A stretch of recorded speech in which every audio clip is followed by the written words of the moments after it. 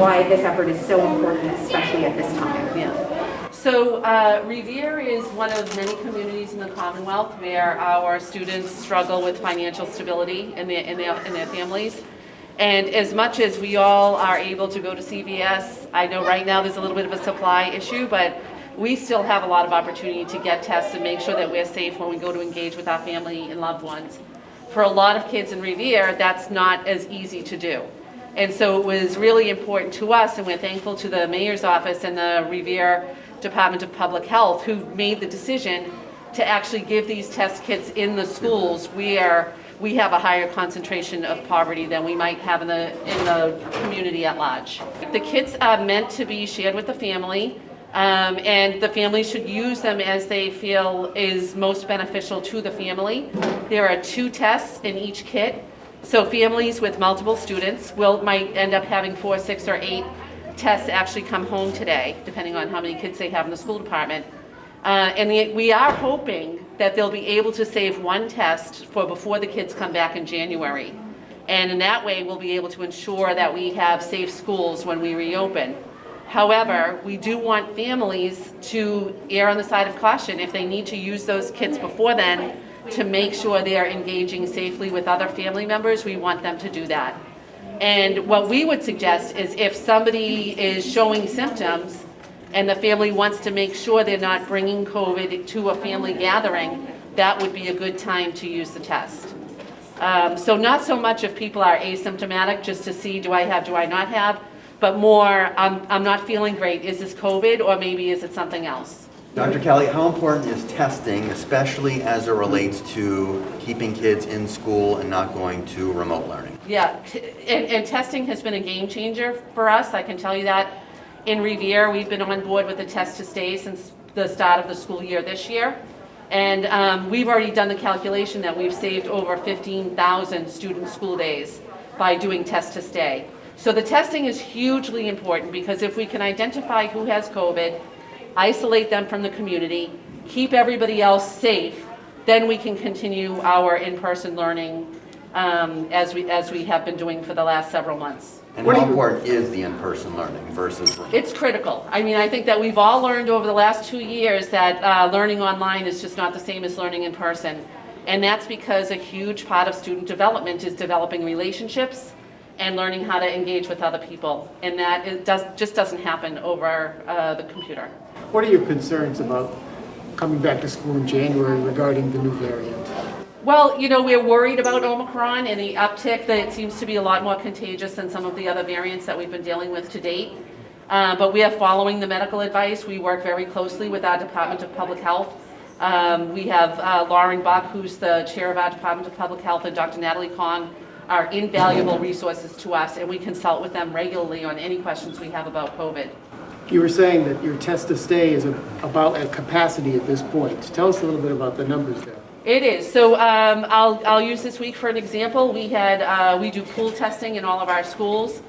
About half of our students and staff participate in that. And this past week in particular, we had 20 positive pools. That means there are 20 individuals across the district, 11 different schools, who tested positive. And in each of those pools would be presumably 1 positive person and 5 or 6 others who were not. So the next day, all 7 of those individuals get tested, and that's the test to stay program. And we try to isolate the 1 person who actually has COVID and implement our COVID protocols with that person. The other 5 or 6 people in the pool continue to test every day so that we can be sure that none of them have COVID. In addition, any close contacts to that person who tested positive participate in the test to stay. So it could be if we have 20 positives somewhere across the district, where the next day testing 100 or 120 people using the rapid tests. So that becomes difficult when you try to scale it. And so as Omicron becomes more spreadable and more people have breakthrough cases or issues with COVID, we're going to see more and more people that have to do the test to stay every day. And we're thinking now about how we ensure that we have the staffing capacity to facilitate that. And doctor, like you mentioned at the beginning, it's very difficult for a lot of people to get a test. So how important is a program like this, getting them into kids' hands at school, getting them to their families? I think it's really important. I think it's a game changer for the kids. What we want in the end is for everybody to be safe. And if these families can visit relatives, knowing that they're not carrying COVID, that maybe it's a head cold instead or something else, and that's really important for them, and it's important for their well-being.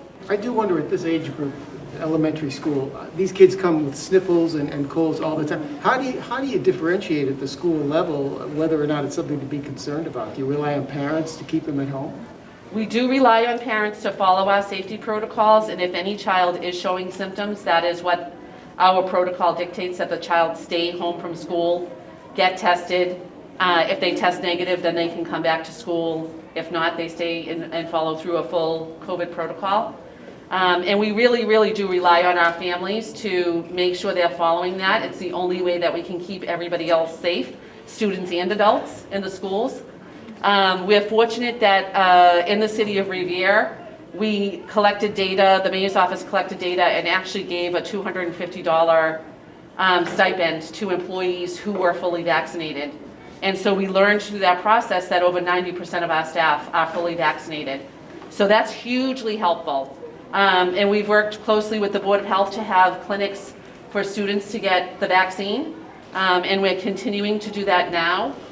So by making things accessible and providing opportunities for families to get what they need, that makes it easier for us to make sure everybody's safe. And do you have any data on your vaccination rates among the students? We don't have full data. We've collected some. It's easier actually to get the data at the city level for all adolescents because the state is managing that data. But it's not disaggregated by who's in the public schools and who's not. Superintendent, I'm curious, we've done so many stories about the mental health of these students when they're not in classes. What is the mental health of them knowing that they have to get tested all the time, even getting a test to take home right before winter break? I mean, how are they handling all of these new things, new challenges, if you will? They are challenges, and I think one of the things that's true about students and their learning is that they thrive in routine. So as we were all worried initially, how are especially the younger kids going to react to wearing a mask in school? They've been fine. And the same thing with the testing. We test every morning. It's part of our routine. We do it in the classroom. It's not a big deal. They swab themselves. There's an observer who watches to make sure they do it correctly. And we move on with our day. So they've actually responded very well to it. And I think they understand the importance of these things in making sure that they're safe and their families are safe and that their classmates and teachers are safe.